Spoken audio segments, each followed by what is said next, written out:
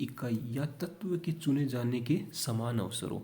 यानी जिस समाज का या जिस समग्र का हम अध्ययन करते हैं उसकी प्रत्येक इकाई के चुने जाने के जब समान अवसर होता है तो वह देव निर्देशन कहलाता है। हार्पर कहते हैं कि एक देव निर्देशन वह निर्देशन है जिसका चयन इस प्रकार हुआ हो कि समग्र की प्रत्येक इकाई को सम्मिलित होने के समान अवसर प्राप्त हुआ है। गुड्डे एवं होट कहते हैं कि देव निर्देशन में समग्र की इकाइयों को इस प्रकार क्रमबद्ध किया जाता है कि चयन प्रक्रिया उस समग्र की प्रत्येक इकाई की समान संभावना प्रदान करती है। यानी देव निर्देशन वही होगा जिसमें समग्र की प्रत्येक इकाई के चुने जाने के समान अवसर होंगे। देव निर्देशन असावधानीपूर्ण, अव्यवस्थित तथा लापरवाहीपूर्ण एवं आकस्मिक कभी भी नहीं होता है।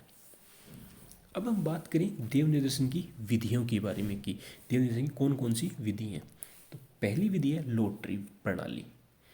यानी लॉटरी प्रणाली के अंतर्गत समग्र की समस्त इकाइयों के नाम या नंबर कागज की चिटों पर लिख लिए जाते हैं और फिर उन्हें किसी बर्तन, बॉक्स या झोलों में डालकर अच्छी तरह हिलाया जाता है ताकि वे खूब अव्यवस्थित हो जाएं और फिर आंख बंद करके उसमें से चिट निकाल ली जाती हैं और जितनी चिट निकालते हैं वही निर्देशन की इकाइयाँ में शामिल हो जाता है।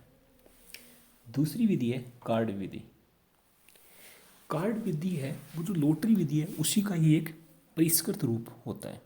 इसमें जो लॉटरी में चिटों को काम में लिया था और कार्ड विधि में चिटों के स्थान पर प्रत्येक इकाई का एक कार्ड बनाया जाता है और उन्हें ड्रम में डालकर 50 बार तेजी से घुमाया जाता है और फिर आंख बंद करके उतने ही कार्ड निकाले जाते हैं जितनी इकाइयों में हमें निर्देशन लेना है। तीसरी विधि है नियमित अंकन विधि। नियमित अंकन विधि में सबसे पहले समग्र की समस्त इकाइयों को एक निश्चित क्रम के अनुसार व्यवस्थित कर एक सूची तैयार की जाती है और जो ये सूची बनाई जाती है वह वर्गानुक्रम, संख्यात्मक या भौगोलिक कुछ भी हो सकती है।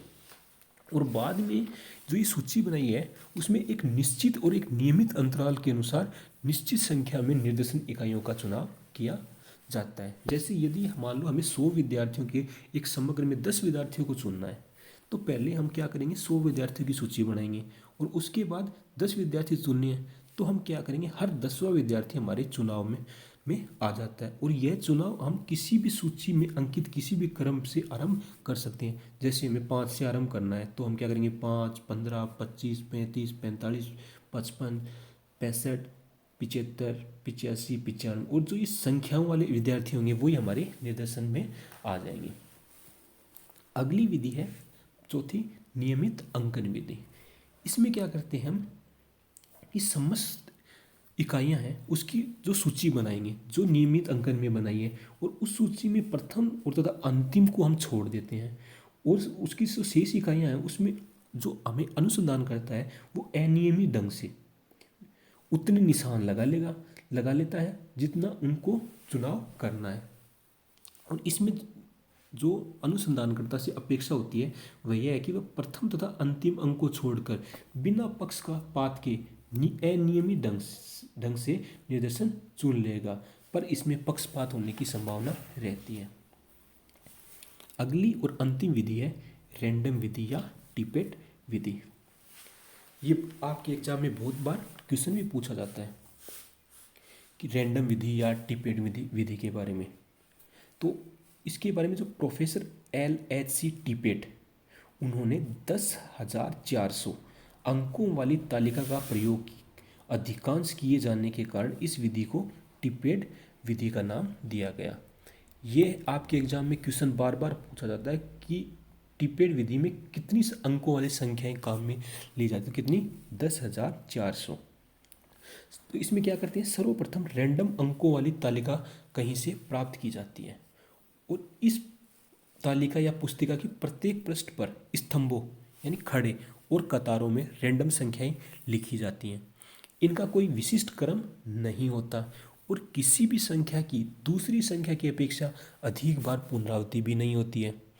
फिर दूसरा चरण में इस तालिका में किसी भी पृष्ठ को अनायास ही खोल लिया जाता है, यानी किसी भी पृष्ठ को खोल लिया जाता है और खोल कर उस पृष्ठ की किसी भी संख्या पर अंगुली टेकते हैं या पेन से पॉइंट आउट कर देते हैं और जो उसी संख्या से प्रतिदर्श या निदर्शन के निकालने की शुरुआत कर दी जाती है, यानी वही निदर्शन चालू हो जाता है। इसके बाद शोधकर्ता या अनुसंधान करता है वह स्तंभ या कतारों में किसी भी एक क्रम को अपनाकर निश्चित संख्या यानी जितनी हमें सैंपलिंग लेनी है उनकी संख्याओं का चयन कर लिया जाता है।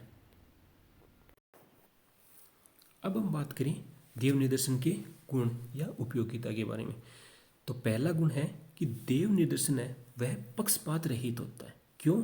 क्योंकि समग्र से समस्त इकाइयों का चयन अनुसंधान करता है उसकी इच्छा के ऊपर नहीं रहता बल्कि अवसर पर आधारित होता है।